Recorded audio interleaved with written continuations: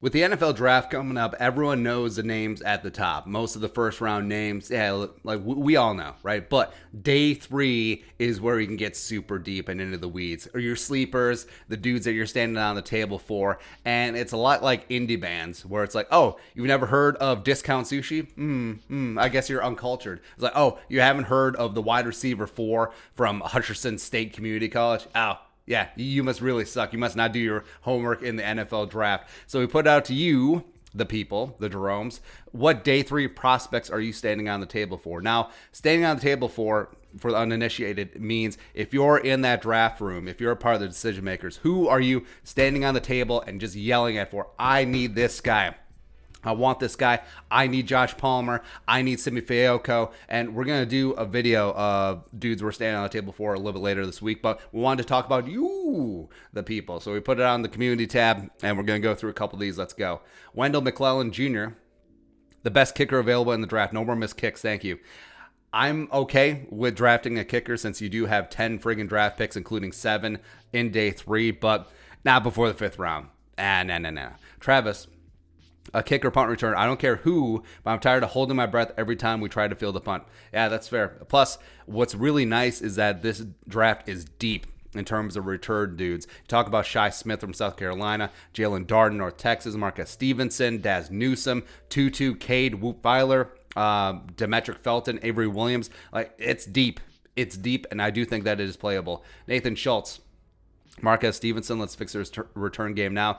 Stevenson coming out of Houston, speed for days, does have some injury history, but yeah, he can be a dude, man. Especially middle rounds of day 3. So if you get him in the 5th, I think that's huge value. And he pumps up not only the vertical passing game, but also the return game. Bill Winook, I think I nailed it. Evan Mcpherson, he's the next Justin Tucker. He'll be our kicker for at least the next decade, and then the Vikings kick and curse. So Mcpherson, coming out of Florida, he's a junior, declared early. He's intriguing, but also I don't have any hot takes or hard feelings or any like big feelings about any of the kickers coming out. I like Mcpherson. I like the Memphis kid. I like Borgals from Miami. So I don't know if more than 2 will be drafted. I think that 1 or 2 will be selected, but at minimum, be in on one of the priority UDFAs. Just some competition for Greg Joseph. Don't just hand him the job. That's where we get in trouble. Len Jensen, Jalen Darden, good candidate for punt and kick return, or at least good compliment to Jefferson and Thielen. Absolutely. So Jalen Darden was unfair at North Texas. He's an absolute cheat code, and he's uncoverable. And also he's just a dynamic return man. So I think that he would be great value. If you, I know that a lot of mocks push him to the 5th, 6th round. I don't know if you want to chance it. Where since the Vikings have 4 freaking 4th round picks, spend the last 4th rounder on Jalen Darden. Just secure your guy. Maybe you're overdrafting him just a little bit, but I don't care. Just get him. Sam Marcellin, just go. Anthony Schwartz, the speedster from Auburn. Yeah, getting it done. The Vikings have met virtually with him. And he is a straight line speed dude. And as we pointed out, he is a tough kid. And he's a football player who runs track, not a track dude trying to play football. And we pointed out in a previous video, like his best 100-meter dash time would have finished 8th at the 2016 Olympics, which is amazing. So this kid has legit speed, and I would like to see if he can flex out and be a return man. He didn't handle those duties on the plains in Auburn, but yeah, super intriguing guy. Shizo, I would like to see if we could possibly take Hunter Long. I feel as though we need another tight end or tight end 3 in place of Rudolph. And we've talked about this, where you look at the tight ends on the roster. You got Irv, you got Gronklin, you got the Marion Barbarian, Brandon Dillon. They're all more move tight ends. They aren't really handing the dirt inline blocking tight ends. So I would feel perfectly fine with Hunter Long coming out of Boston College, Tommy Tremble from Notre Dame. And a lot of mock drafts have the Vikings going like Noah Gray from Duke or Kenny Aboa from Ole Miss via Rice. But yeah, the Vikings do have a need for just a dude who will do the dirty work. A David Morgan type player, a Rhett Ellison type player, and Hunter Long certainly could be that guy. I think that he may go potentially towards the back end of day 2 or at least high end day 3. So you may have to spend up to go get him. Double J team, I would gladly trade the next 10 years for a Super Bowl now. Is this like the dude from Popeye? I'll pay you Tuesday for a hamburger today. But yeah, I would do that. LB, Avery Williams. Ooh, he's a good returner, and I would love to have an explosive returner or at least one who can catch the ball. So Avery Williams might be one of the best kept secrets in this draft. He's a slot cornerback from Boise State. Of course, chemistry with Ezra and Madison. But he's taken 9 career kicks to the house, including 4 in 2020, 2 kick and 2 punt. So yeah, I think that he's going to be phenomenal value day 3. Plus, Zimmer would be like, I need a cornerback. Oh, he could return punts and kicks. Even better. Adam Ashton. I would like to see if Borregal's from in purple as a late pick to finally end our kicking woes. I would perfectly be fine with a kicker too, especially with 10 friggin' draft picks. Simi Fayoko, Nico Collins for wide receiver. 2 big-bodied, outside the numbers dudes, both physical freaks in their own right. Would like to see that. Wheeler Walker Little Jr. for offensive line help. I'm worried that Walker might go second round since he tested okay, even though he doesn't have any real tapes since 2018. Yeah, as well as Tanola Hufanga from USC, compete with the backup of Xavier Woods. I think Hufanga might actually beat out Xavier Woods. I think so, where the safety class is pretty deep, especially dudes that we take in 3rd, 4th, early 5th round. And Hufanga, I think if you can snag him with one of the 4th round picks, phenomenal value, and I think that he would compete with Xavier Woods day 1. Frank, Daz Newsome. I don't know what the deal is with Daz Newsome. It feels like he's falling down draft boards, but yeah, I'm perfectly fine getting Daz at some point in day 3. If you can get him in the 5th round, even better. So I think that he's not as polished as a guy like Jalen Darden, but competed at a high level at UNC. Him and Diami Brown were a really nice tandem for Sam Howell and company. But yeah, in terms of a deep threat, in terms of a return man, Daz Newsome is going to be phenomenal.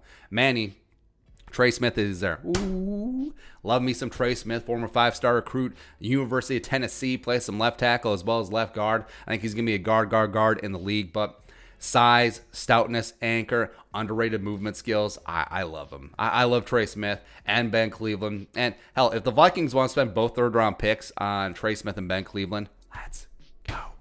Let's go. But that also means that they ignored the offensive line in the 1st round. So that would be a long 1st and 2nd round, man. No offensive lineman off the board. But if you told me we were guaranteed to get Trey and Cleveland in the 3rd, yeah, okay. Eric Larson, St. Just, my unabashed homer comment. Yeah, so Ben St. Just, lengthy cornerback from the University of Minnesota, formerly at Michigan, as a guy who tests a lot faster than you would think, but just a blanket where he's going to give a tough time to big-bodied outside the number receivers as well as tight ends when they move them all over the place. I think St. Just could be a really phenomenal sub-package piece. Scrumbly Bubbles. K. Johnson, we need a return guy. K. Johnson, South Dakota State University, phenomenal return man. Also was uncoverable in one-on-one drills at the Senior Bowl. Really made himself some money.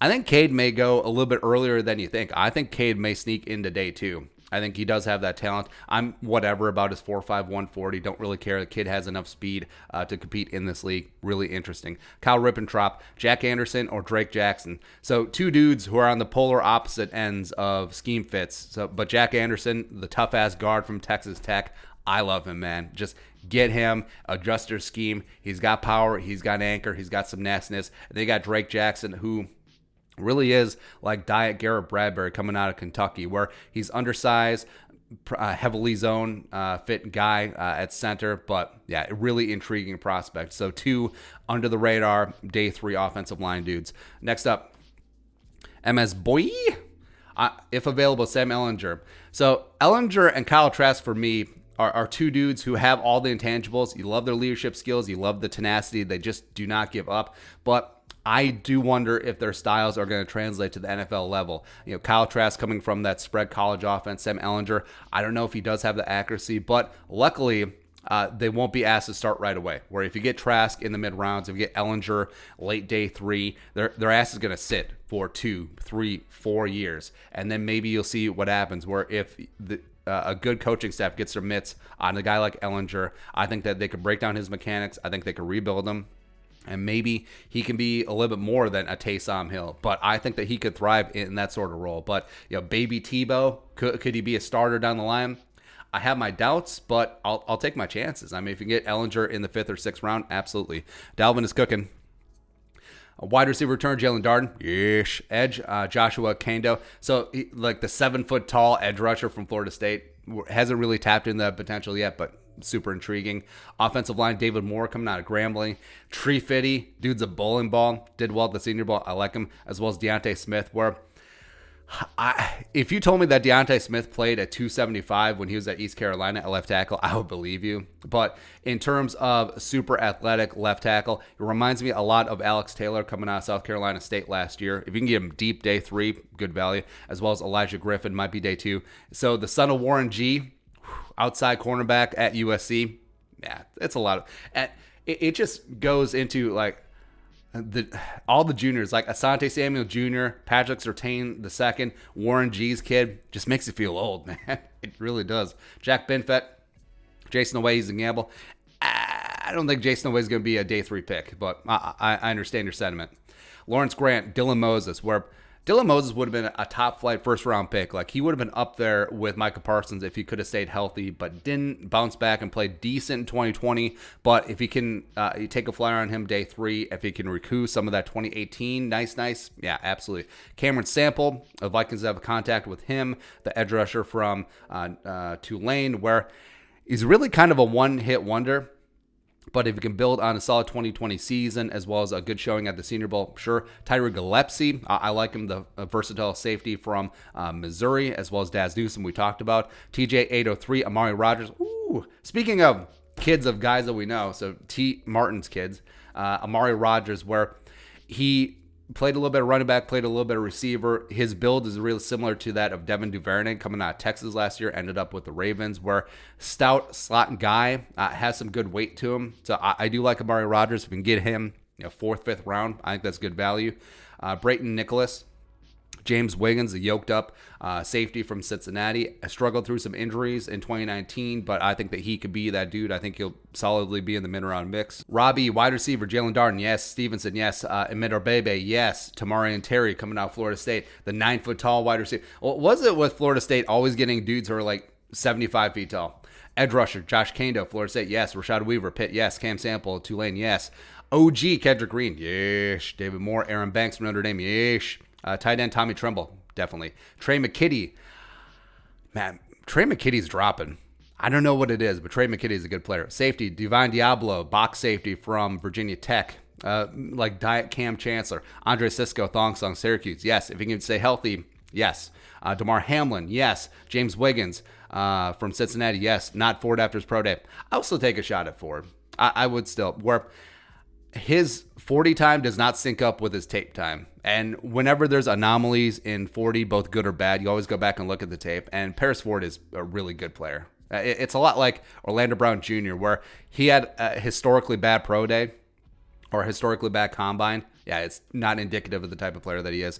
Quarterback Tay Gowan at Central Florida. And then Ben St. Just lengthy from the University of Minnesota. Keith Taylor, Washington. Rodarius Williams. Mukano, Marco Wilson from Florida. DJ Daniel. Yes. Elaine Mcneil. The real deal with Elaine Mcneil. I think that he may be a mid-day 2 pick. Like, if you told me he snuck into the 2nd round, I wouldn't be shocked. Osa Digizua, very versatile defensive lineman from UCLA. But I think he may fall into the Jalen Holmes category, where jack of all positions, master of none, and then Twyman after his pro day. I'm still in on Twyman, man. Yeah. Rudy Brown, Janoris Robinson, defensive end, the other guy from Florida State, a little bit more polished. And yeah, I do like him overall. Zach Hazley, Aaron Robinson, as well as Tamori Terry. Yeah, Tamori Terry, people are obsessed with really tall wide receivers. Teddy needs a tall receiver. Tamari Terry, Vasher from Texas Tech. Like, I get it. Nico, Simi Fioka, I get it. Tyler Brush. Tony Walker Jr. from Kansas. I do not know this man. Ben Bauman, Felton. So Demetric Felton, gadget guy from UCLA. He's a running back. He's a returner. He tested as a wide receiver. He ran a really slow 40, and now that's potentially costing him. But I want him. I want him really, really bad. To be that running back 3, to be that wide receiver 4, to be the return guy. Yes. Eli Polanis, Christian Uphoff, plain simple. Safety from Illinois State, Zimmer's alma mater. Also teammate of Luther Kirk, who's currently on the Vikings roster. Datsun Worldwide. Fields. I don't think Justin Fields is going to fall. Even though all the smoke and mirrors that, the Niners are on Justin Fields at 3. How far is he going to fall? Nah. Shizzo, Max Duffy. So the 75-year-old punter from Kentucky, former Aussie Rules football guy, I like him. He's a little bit older, but I do really enjoy unorthodox punters. I think it just works out. I don't know why. Michael Lewis, KJ Britt, Diet Tikio Spikes coming out of Auburn, where I like him a lot. The Vikings met virtually with him. So KJ Britt, even though he runs a slow 40, I don't care. Backup middle linebacker, heart and soul special teams, dude. Go ahead. Atso Mikanen, Simi Fayoko. Yeah, he's fun, man. And I don't know why.